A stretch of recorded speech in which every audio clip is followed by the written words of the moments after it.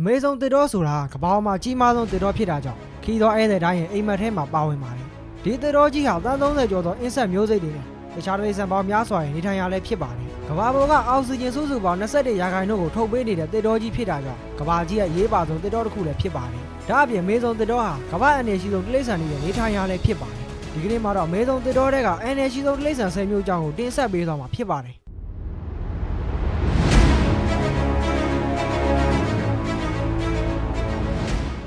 နံပါတ်1ဘူးလက်အန်လို့ခေါ်တဲ့ပဲစိတ်တွေဟာအမေဆုံးတစ်တော်တွေကရှောင်းရှားတဲ့သရဝါတွေကတကောင်ဖြစ်ပါတယ်အဆိုပါသိငယ်တဲ့ပဲစိတ်လေးတွေကိုက်မိရင်တော့အလိုမင်းနာကျင်မှုကိုဖြစ်စေနိုင်ပါတယ်ဘူးလက်အန်ရဲ့စိတ်စုဟာလူသားတွေသိဘူးသမျှအင်းဆက်တွေထဲမှာနာကျင်ဆုံးဖြစ်ပါတယ်ဒီပဲစိတ်ကိုက်ခံရရင်တော့တန်းနဲ့ပြည့်ခံရသလိုတောင်ခံစားရနိုင်ပါတယ်ဒီကအားဖြင့်တော့ဘူးလက်အန်တွေဟာသစ်ပင်ရဲ့ရင်းမှာနေထိုင်တတ်ကြပါတယ်သူတို့ရဲ့စိတ်ကပြင်းထန်တဲ့နာကျင်မှုတွေပူလောင်မှုတွေနဲ့ရောင်ရမ်းခြင်းတွေကိုပါဖြစ်စေနိုင်ပါတယ်နံပါတ်2ပီရဟငါ